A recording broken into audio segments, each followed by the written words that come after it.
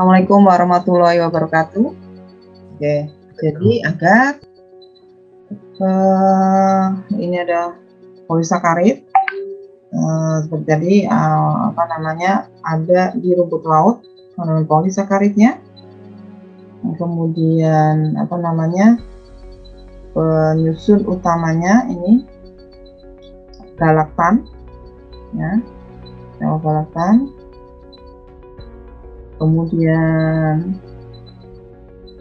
ya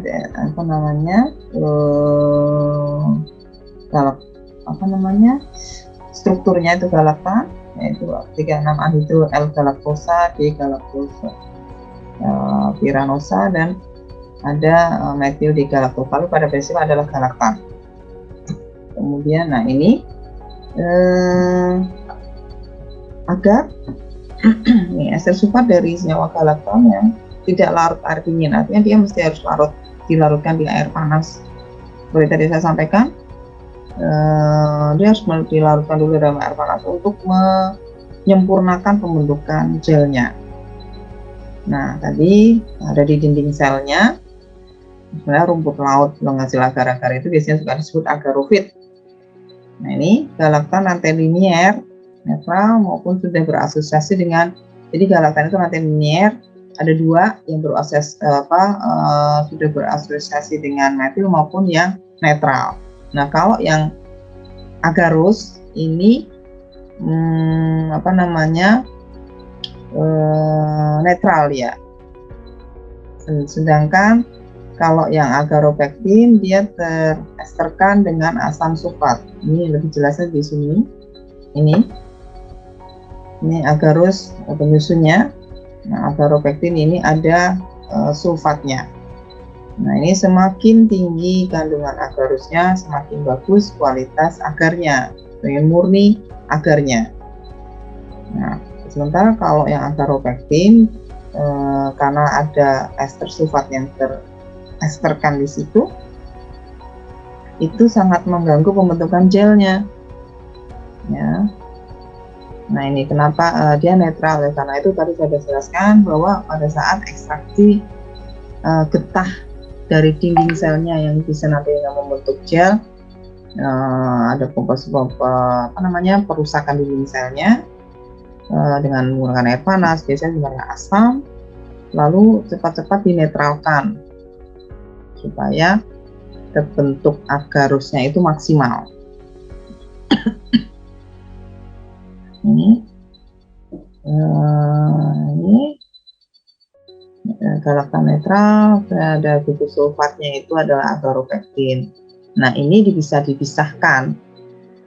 Jadi begitu nanti sudah terekstrak antara pada saat proses ekstraksi untuk lebih memurnikan kandungan agarus yang tinggi di ekstraksi agar, ada pemisahan antara agar sama agaropektin. Dengan proses pengendapan menggunakan garam, biasanya digunakan itu untuk lebih memurnikan atau meningkatkan terekstrak agarus pada saat kita ekstraksi agar-agar. Nah, ini pada umumnya seperti ini, harus dengan air mendidih, kemudian dengan asam kuat, yang perlu diperhatikan konsentrasinya juga, produksinya juga agak lama. Kemudian ini penambahan alkali ini selain untuk menetralkan juga, dia juga bisa mengkonversi ini sulfat menjadi senyawa 3,6 anhidrol L-galaktosa tadi untuk meningkatkan kekuatan gel di agar. Nah, tadi kan ini sudah selesai proses perendaman, proses perebusan, ditambahkan asam, itu harus bisa memecah atau merusak dinding selnya supaya mudah diekstrak senyawa agarus sama agaropektinnya. Oke. Nah, ini beberapa beberapa penelitian juga sudah dilakukan, diantaranya ini pembuatan filtrat agar dengan absorpsi impurity misalnya dengan kitosan. Kenapa kitosan? Kalian tahu bahwa kitosan itu mempunyai muatan negatif yang tinggi. Nah, sifat itulah yang digunakan untuk mengabsorb atau sebagai absorben. Kemudian juga melakukan itu untuk mengoptimalkan terekstraknya agar dari dinding sel rumput laut. Nah, setelah diekstrak semuanya, dia akan membentuk seperti gel agarnya. Lalu ada proses pengeringan. Ya, ada beberapa cara yang digunakan. Dikeringkan bisa dengan oven, spray dryer atau dump dryer, atau modelnya dibekukan dulu. Dibekukan dulu. Jika proses pengeringannya, terutama untuk alat keringnya itu tidak mencukupi, akan lebih bagus dia dibekukan dulu gelnya itu sampai bentuk, baru nanti pada saat siap untuk dikeringkan ya ada proses thawingnya di situ, dilelehkan, kemudian dilanjutkan dengan proses pengeringan, karena memang agar yang pada umumnya tersedia ada dalam bentuk bubuk. Kemudian di setiap pembentukan gel pasti tidak lepas dari ada istilah sineresis. Ya, sineresis itu keluarnya air dari gel selama aging atau selama penyimpanan. Ini selalu terjadi. Ya, baik di suhu luar maupun di suhu dingin pasti terjadi sineresis ini. Apa itu sineresis? Ini pada saat tadi pembentukan Johnson Jones ada agregat double helixnya, diproses terbentuknya gel yang sempurna akibat proses pemanasan dan pengadukan itu, dia akan membentuk agregat yang tambah banyak. Kemudian jika ada faktor yang mempengaruhi keluarnya air, itu ruangnya akan semakin kecil sehingga airnya itu keluar. Ya, itulah sineresis. Jadi di antara pengaruhnya, jadi gini, meskipun agregat itu terkumpul semakin banyak, tetapi jika berkelebihan terbentuknya agregatnya juga, dia akan menekan pembentukan gelnya. Jadi kan pertama dia akan terdistribusi sempurna, kemudian membentuk Johnson Jones, membentuk agregat. Agregat itu akan berkumpul, akhirnya terbentuklah gel. Tetapi jika kita tambahkan banyak-banyak konsentrasinya, ditambahkan supaya asumsi kita bahwa nanti pembentukan gelnya itu akan banyak.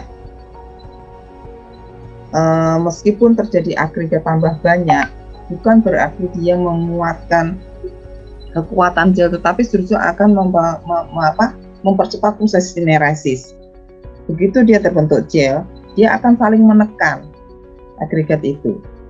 Akhirnya justru akan mempercepat proses sineresisnya. Oleh karena itu harus tepat pada saat membuat agar. Gak boleh konsentrasi terlalu tinggi, gak boleh terlalu rendah. Dia harus tepat, karena harus sempurna. Nah, kemudian sineresis padatnya sama sih pengaruhnya. Kalau di agar, ini sulfat. Ingat, sulfat itu semakin banyak sulfat, semakin menurunkan kekuatan gelnya, sehingga dia akan mempercepat proses sineresis. Konsentrasinya juga gitu. Kalau konsentrasinya semakin banyak, seperti tadi dijelaskan, di konsentrasi yang tepat dia akan membentuk gel yang sempurna, sehingga kekuatan gelnya pun bagus. Tetapi pada saat dikurangi atau dilebihkan, dikurangi jelas dia akan mengurangi kekuatan gelnya kan, karena ketegarannya kurang. Itu akan mempercepat proses sineresisnya. Nah, kebalikannya kalau tinggi, agregatnya tambah banyak, dia akan berdesakan dalam volume air yang terbatas, sehingga dengan desakan-desakan itu juga akan mempercepat juga keluarnya air. Etching, semakin lama dia disimpan juga pasti akan semakin cepat mempengaruhi sineresisnya. Kekuatan gel ya pengaruhnya dengan tadi sifat gelnya tadi.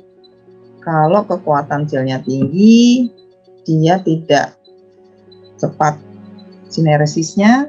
Balikannya, kalau kekuatan gelnya rendah, akan mempercepat proses sineresisnya. Tekanan, semakin banyak ada tekanan, dia akan lebih cepat terjadinya proses sineresis. Nah, ini aplikasinya ada beberapa. Pada prinsipnya untuk aplikasi ini adalah sifat pembentukan gel dari agar itulah yang kita akan manfaatkan untuk stabilizer, untuk filler, mie candy bar. Nah, itu untuk ikan dan daging juga ini digunakan, terutama untuk untuk melindungi tekstur dari daging, ikan maupun daging, supaya tidak berkelebihan di proses pengolahan lanjut. Kemudian untuk film ya biasanya untuk melapisi, untuk coating. Kemudian ini misalnya untuk improve stability and sensory evaluasi. Jadi nah ini harus dengan level tertentu ya, konsentrasinya juga harus yang tepat, karena tadi tergantung dari kekuatan gel yang kita inginkan sampai seperti apa di aplikasinya, untuk apa. Jadi nggak boleh sembarangan. Nah, untuk sensori jadi dia mentreatment sensori itu supaya tidak banyak menguap pada saat proses pengolahan. Dia bisa mentreatment itu. Oke, ini seperti tadi saya jelaskan, ada kappa, iota, lambda, ini strukturnya berbeda. Nah, ini pada umumnya kerajinan yang ada di pasaran itu ada dua, refine dan semi refine. Nah, ini semua kebanyakan dari rumput laut merah ya. Yang biasa ini adalah semi refine, yang banyak di pasaran. Nah, ini ekstraksinya ya, biasanya dia dengan alkali ya, alkali, kemudian ini dengan alkali, kemudian ada juga penambahan atau perendaman di asam untuk menetralkan pH-nya juga. Tetapi yang pada awalnya biasanya ekstraksinya menggunakan NaOH atau alkali, larutan alkali. Itulah yang membedakan dengan agar. Nah, ini karagina bereaksi dengan protein karena kuku sulfat bermuatan negatif dan protein bermuatan positif. Nah, jembatan yang menguatkan itu ada beberapa senyawa tadi, ada kalium, ada potasium. Itulah jadi jembatan untuk menguatkan terbentuknya gel jika akan diaplikasikan dari produk yang bahan bakunya protein. Oke, nah ini dari rumput laut coklat. Kemudian beda dengan agar sama karigan tadi dari rumput laut merah. Nah, ini biasanya digunakan dalam bentuk garam.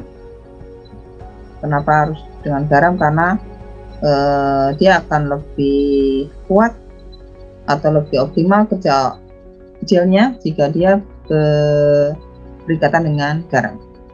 Kemudian, nah ini setelah ada proses ini pemisahan algina dengan residu, kemudian Setelah dipisahkan, ada filtrasi atau secara sentrifugal, baru dia ini ditambahkan ini Na2CO3 dan metil alkohol. Di selama proses filtrasinya itu hanya terbentuk ini sodium alginat. Jadi memang dia ditambahkan senyawa pembentuk garamnya di alginat, berarti Na2CO3 di sini, dan metil alkohol yang untuk filtrasinya. Nah ini akhirnya setelah ditambahkan Na2CO3 dan metil akan terbentuk sodium alginat. Ini yang biasanya pada umumnya alginat itu di pasaran dalam bentuk sodium alginat yang umum tersedia di pasaran. Nah, geomen inilah yang mempengaruhi kekuatan gel di alginat, bahwa dia diaplikasikan untuk apa? Biasanya bukan lagi untuk liat, bukan lagi misalnya untuk coating ikan atau beberapa makanan, tetapi dia lebih ke menjaga kekuatan produknya. Misalnya untuk yang pure, misalnya untuk bahan nabati, kalian tahu pure, hancuran buah yang bisa menjadi bahan jadi maupun setengah jadi.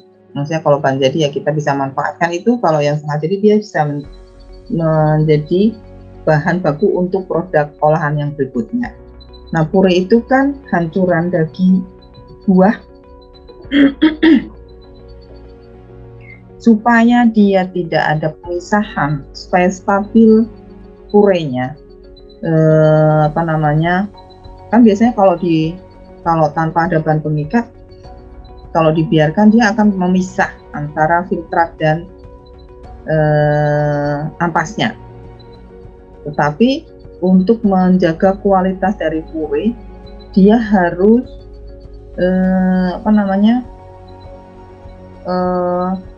solid purenya. Nah, karena itu alginat juga bisa ditambahkan untuk menjaga stabilitas pure itu supaya tidak memisah antara endapan dan filtratnya. Ini beberapa penelitian menggunakan ini karena tadi kekuatan air, mengikat air yang sangat kuat dari alginat ini sangat luas pemanfaatannya. Tapi beda dengan kegunaan antara agar sama kerajinan, meskipun sama-sama bisa mengikat air ya. Nah ini terus kemudian aplikasi contoh yang lain, ini bisa untuk artinya gini, sebelum ke yang hewani, yang nabati tadi pure. Jadi dia dengan beberapa tekanan yang menyebabkan dia berubah purenya pun dengan penambahan alginat dia stabil. Misalnya dikocok, ada proses pengkocokan, kemudian dibiarkan, dia kuat, kekuatan atau solid di purenya dengan penambahan alginat. Nah, kemudian alginat karena kuat mengikat air, juga kekuatan gelnya itu sangat kuat. Ini bisa dipakai untuk membuat, kalian tahu ini dendeng. Dendeng tahu, pernah makan dendeng? Makan dendeng itu berupa lembaran. Nah, pada umumnya sih dendeng dibuat dari ikan atau bahan hewani yang daging yang permukaannya luas sehingga tinggal diiris. Tetapi kan dendeng bisa juga dari pada biasanya adalah dari daging. Nah, pemanfaatan alginat ini kalian tahu tetelan? Tetelan itu kan daging yang remah ya, bukan daging yang pada umumnya. Kalau buat dendeng kan kalau dari daging sapi kan enak, tinggal slicer, kemudian tambahkan bumbu jadi dendeng. Tetapi kan kita ingin membuat ini memanfaatkan misalnya dendeng sapi dari tetelan. Nah, namanya tetelan. Tetelan itu kan remah apa? Remah ya, tidak jadi satu. Nah, oleh karena itu bagaimana cara membuat dendeng? Dendeng itu kan lembaran. Nah, akhirnya dia disatukan melalui pengolahan dengan sistem restrukturisasi. Artinya dihancurkan, kemudian dia dibentuk suatu lembaran. Pembentukan kembali tapi bentuk lembaran. Nah, supaya lembarannya itu seperti image-nya dendeng daging pada umumnya, dia kan butuh bahan pengikat. Nah, bahan pengikatnya juga yang kuat supaya dia lembarannya itu bagus, nggak patah-patah. Nah, beberapa penelitian juga menggunakan alginat ini. Kalau dengan karaginan, dia bisa, tetapi tidak sekuat pembentukan lembarannya kalau menggunakan alginat. Apalagi kalau agar, meskipun dia reaktif tapi kan rendah reaksi dengan proteinnya. Jadi itu bagaimana pemilihan yang tepat pada saat kita ingin mengaplikasikan. Digunakan alginat. Nah, waktu itu saya juga pernah mencoba membuat dendeng dari ikan rucah. Kalian tahu ikan rucah itu kan ikannya pada umumnya kecil-kecil. Supaya jadi dendeng, dibentuk lembaran, dia butuh bahan pengikat. Nah, waktu itu saya menggunakan bukan alginat murni, yang sodium alginat yang bubuk, tetapi saya lebih memanfaatkan dari rumput laut coklat. Saya buat dendeng itu, hanya masalahnya kan tidak murni. Jadi